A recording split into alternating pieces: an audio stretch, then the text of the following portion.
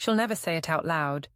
But when a woman starts comparing you to another man, you can feel it. It's in her tone, her timing, her sudden calm when you speak. She's measuring you against someone who's already taken space in her mind. And tonight, I'm going to expose the 11 red flags that reveal she's doing it. Silently, strategically, and without admitting a thing. But before we dive in, subscribe, hit like, and tell me in the comments. What city are you watching from? I want to see where the sharpest men in the world are tuning in from tonight.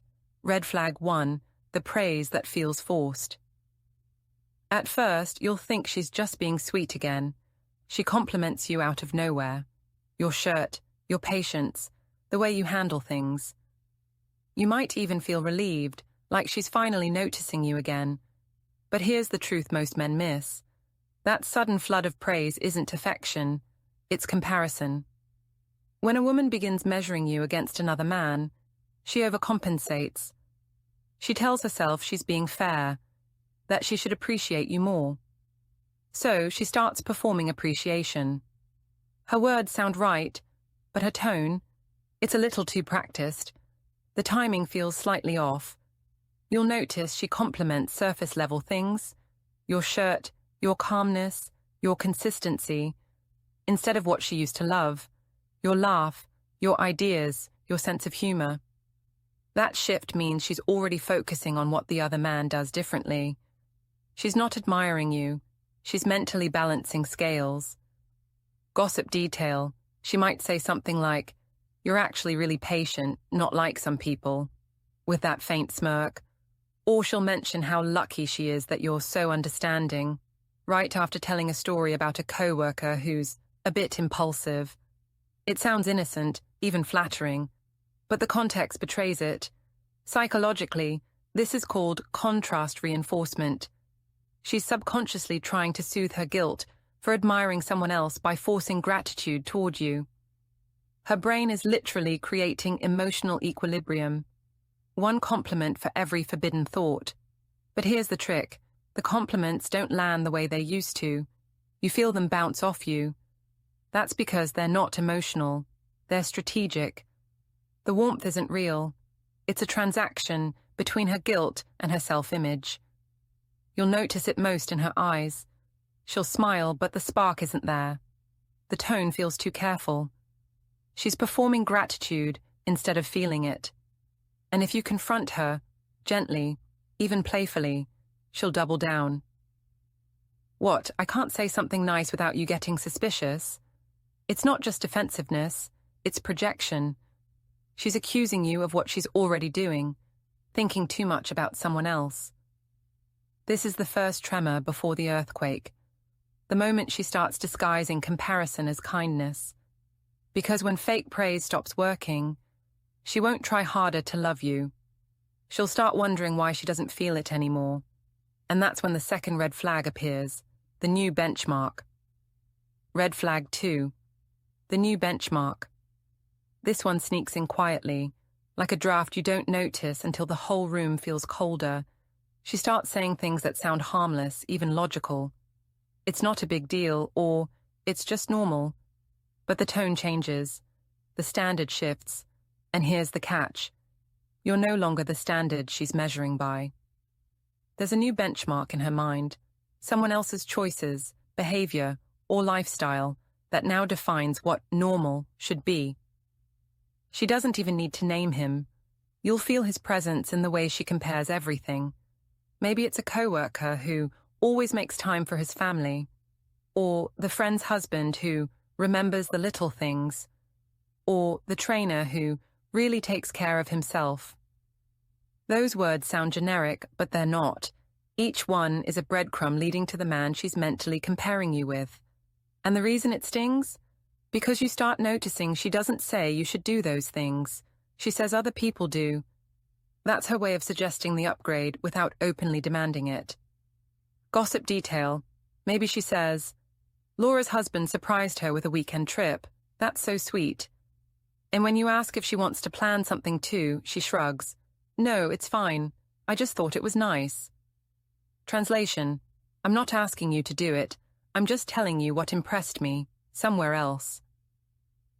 This is how contrast bias creeps in, a psychological trick where we exaggerate the value of something new by comparing it to what we already have. She's not doing it maliciously, she's doing it emotionally. When a woman's attention shifts, her mind starts collecting evidence to justify the feeling. You'll notice she begins to normalize new expectations, new routines, new priorities, new behaviors, all framed as reasonable.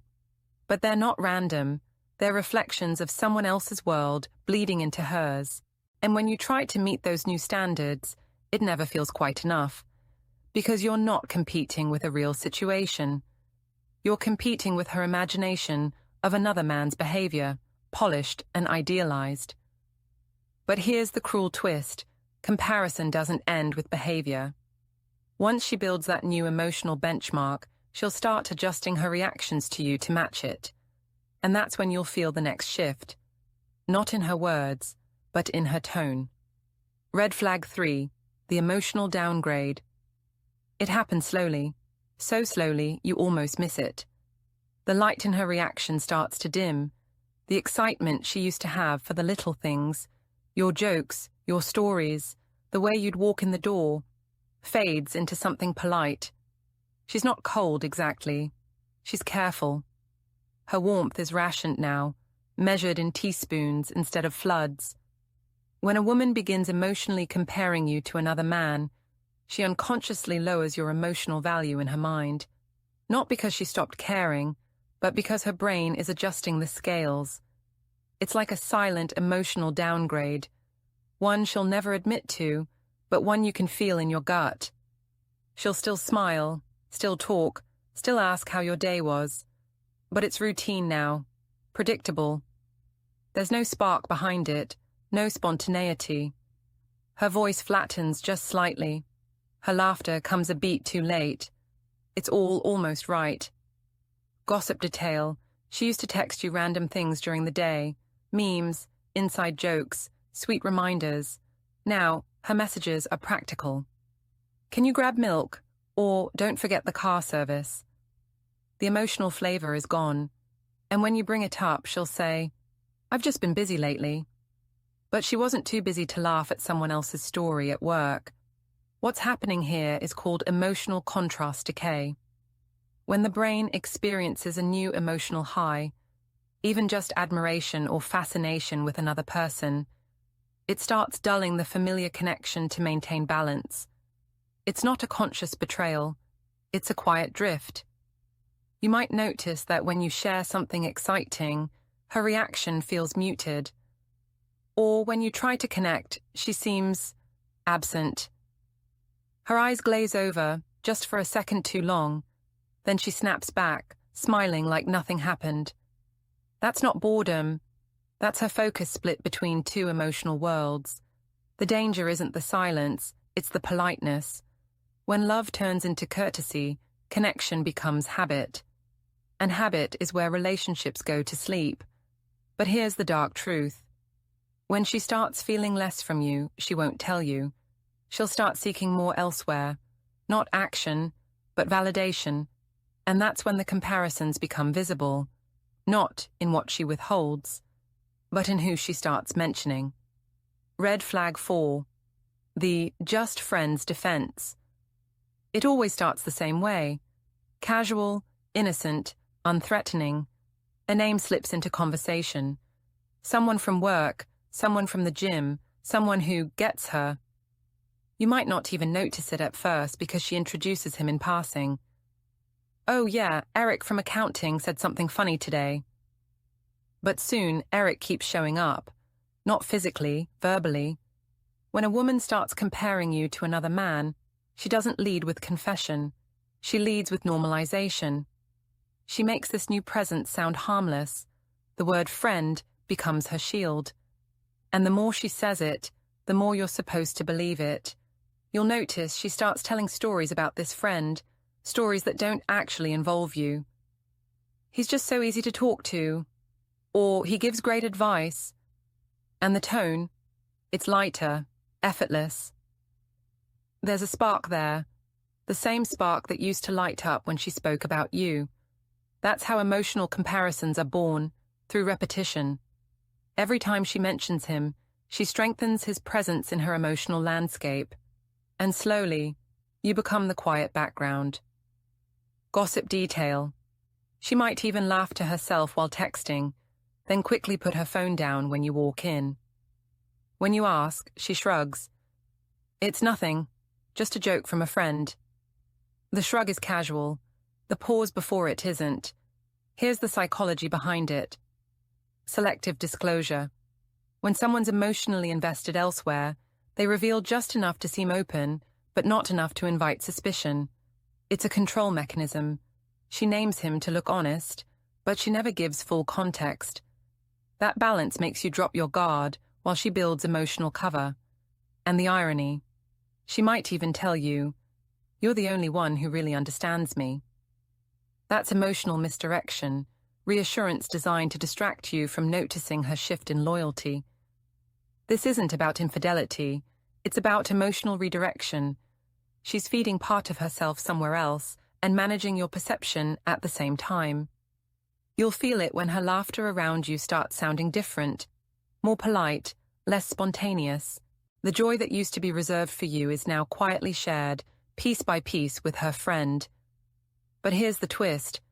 Once that connection builds, she doesn't just compare you to him. She starts comparing her life with you, to how she feels when she's near him.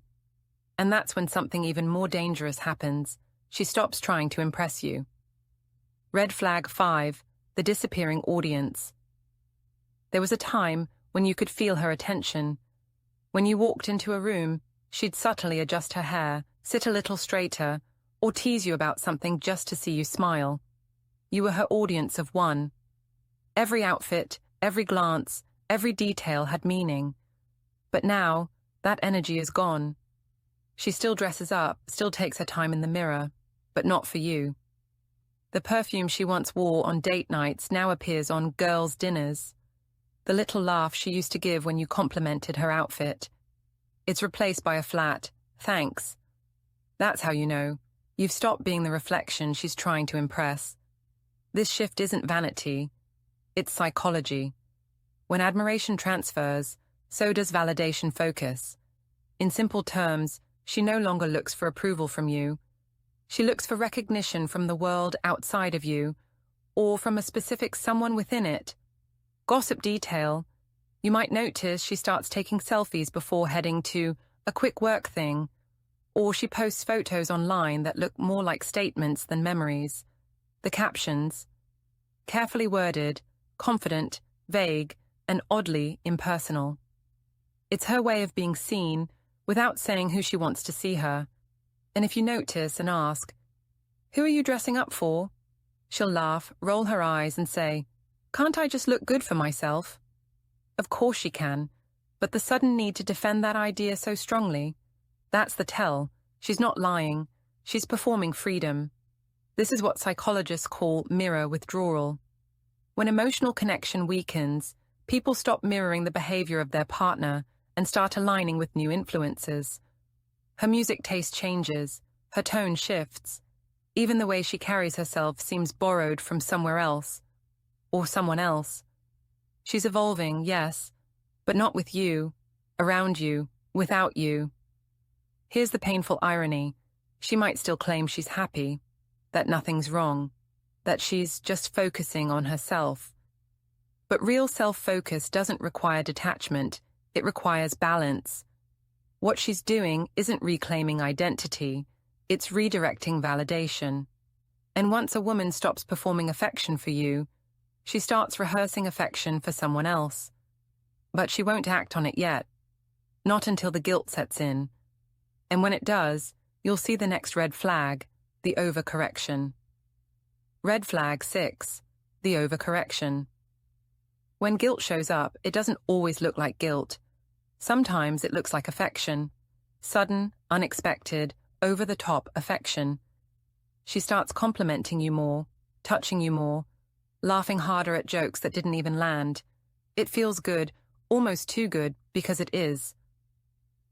This is compensatory behavior, and it's one of the most deceptive red flags of all. When a woman begins comparing you to another man and realizes it, the guilt doesn't make her distant right away. It makes her perform closeness. She'll try to erase the comparison by acting like everything's fine, better than fine. You'll see it in small ways first. She'll text you good morning out of nowhere, cook your favorite meal, suggest a date night after weeks of saying she's too tired. But something about it feels rehearsed. The timing's off, the enthusiasm slightly exaggerated. It's the affection version of nervous laughter. Genuine in appearance, hollow in motive. Gossip detail. She might hug you longer than usual, whisper, "You're so good to me," and for a moment you'll believe her. But the moment you ask about her day, or that coworker she's been mentioning, the energy shifts. Her tone tightens. She's not showing affection, she's managing tension. The psychology behind it is simple but powerful. Guilt seeks relief. By being extra kind, she convinces herself she's doing nothing wrong. It's emotional laundering, scrubbing away her discomfort with gestures of love. Here's the cruel part. You'll probably reward it. You'll think the relationship is improving, that she's reconnecting. But this phase never lasts, because overcorrection burns fast. Once the guilt fades, the distance returns. Only deeper this time. You'll feel it when the affection suddenly stops again, as if she used up all her energy pretending. And when that happens, she won't try to win you back. She'll shift her admiration elsewhere. Because once guilt no longer bothers her, something worse takes its place: admiration. And the next man she admires, she won't need to hide him at all. Red flag 7, the admiration shift. You'll know this one not by what she says, but by what she stops saying. The words that once belonged to you, strong, smart, funny, capable, suddenly become general statements. She starts talking about what she appreciates in a man, but notice, she's not looking at you when she says it. It's subtle, even flattering at first. She'll say things like, "I love men who know what they want," or "confidence is such an attractive quality." But pay attention, she's describing someone specific even if she doesn't realize it. When admiration leaves you, it has to go somewhere else. This is called projection admiration, a psychological transfer of emotional focus. When a woman begins to feel drawn to another man, her brain disguises that attraction as general preferences. It's safer that way. She can talk about what she admires without admitting who she admires. Gossip detail. Maybe she brings up her coworker's new project. He's really ambitious. It's inspiring. Or she mentions how her friend's husband always takes charge when things go wrong. You brush it off because they sound like casual compliments, but they're not random. Each one is a tiny emotional breadcrumb leading to the person who's caught her attention. The shift isn't about the man himself. It's about contrast. The more she idealizes someone else's qualities, the more she begins to see what's missing in you. And she won't attack you for it directly. She'll quietly lose enthusiasm. Soon, you'll notice she stops asking for your opinion. She takes advice from people who understand, meaning someone outside the relationship. The dynamic flips. You go from being her inspiration to her obligation. What she's doing isn't betrayal. It's emotional recalibration.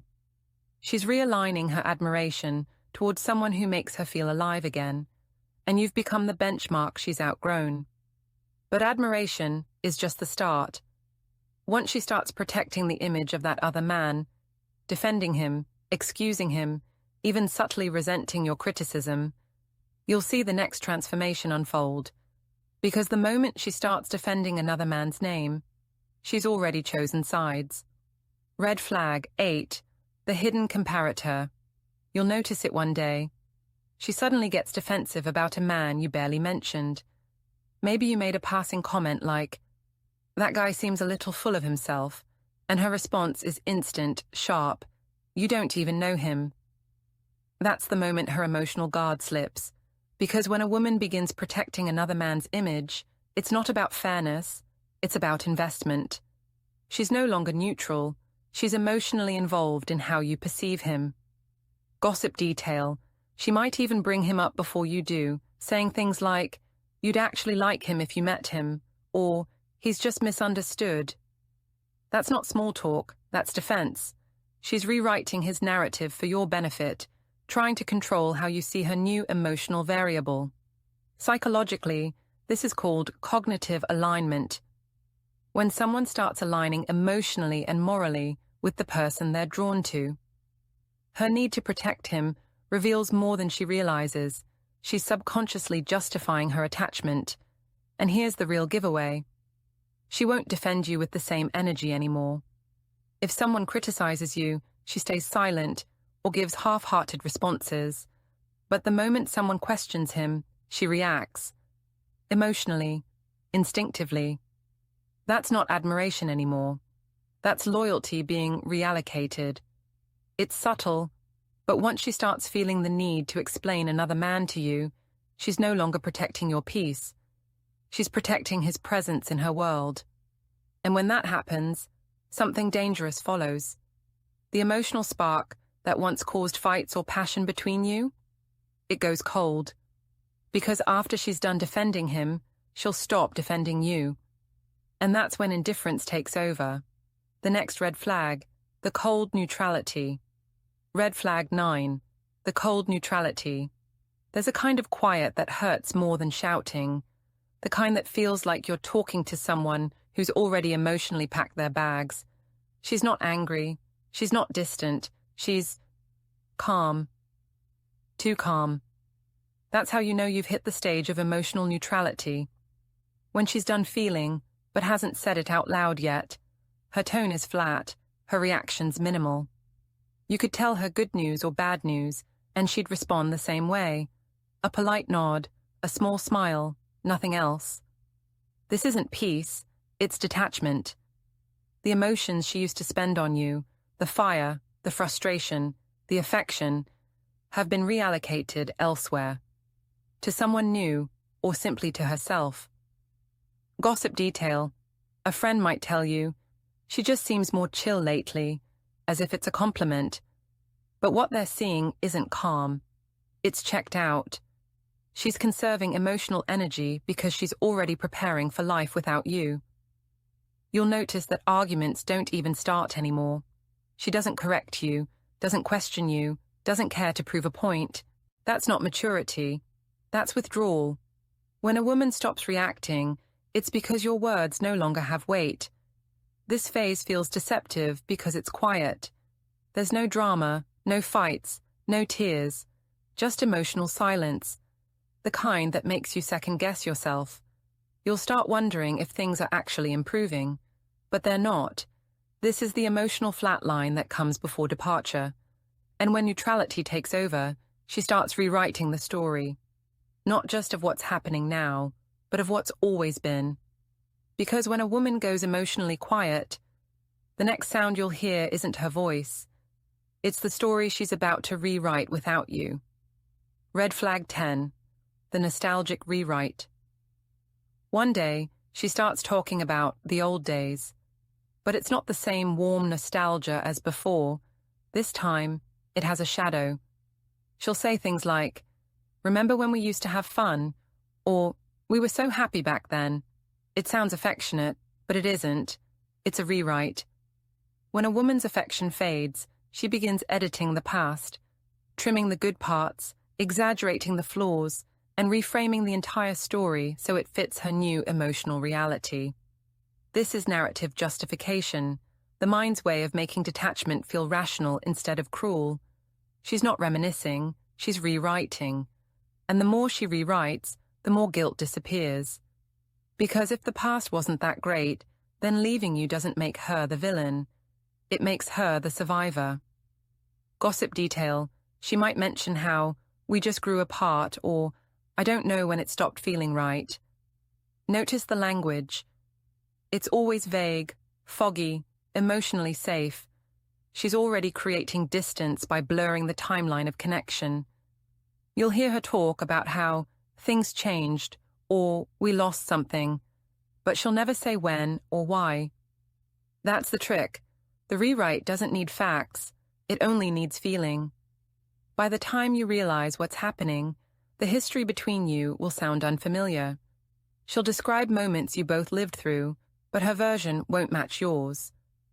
That's when you'll know the emotional rewriting is complete. She's built a new story, where you're no longer her favorite character. And once she's rewritten the past, there's only one step left. She starts imagining a future, one that doesn't include you. That's when comparison stops being emotional and becomes preparation. Red flag 11. The emotional trial. Run, by the time you reach this stage, she's no longer wondering what life would be like without you. She's mentally testing it. Subtly, quietly, in ways that don't look suspicious. She starts doing things on her own, making decisions without checking in, spending more time outside the relationship but calling it space. This is what psychologists call emotional simulation, the brain's rehearsal for detachment. She's trying to feel what independence or connection with someone else might be like, not to hurt you, but to prepare herself. You'll notice the language shift first. She starts using hypotheticals. If I were dating someone more driven, if I ever lived alone again, it sounds theoretical, but it's not. These aren't daydreams. They're trial scenarios. Gossip detail. She might spend hours helping a friend with a project or grabbing a quick drink with someone new, always emphasizing how casual it is. She's testing the emotional distance, seeing if she misses you, if she feels guilty, if she feels free. The tone around you changes too. She's calmer, almost relieved. That's because she's already living in two emotional realities. One where she's still with you, and another where she's already gone. The cruel part? You'll feel the detachment before she ever says a word. Conversations become shorter, hugs feel lighter, and her presence, though still there, no longer feels yours. By now, comparison isn't something she's doing. It's something she's finished. You've been measured, weighed, and replaced in her mind. And when she finally decides to leave, she won't cry or explain. She already said goodbye weeks ago. You just didn't hear it. See you in the next video.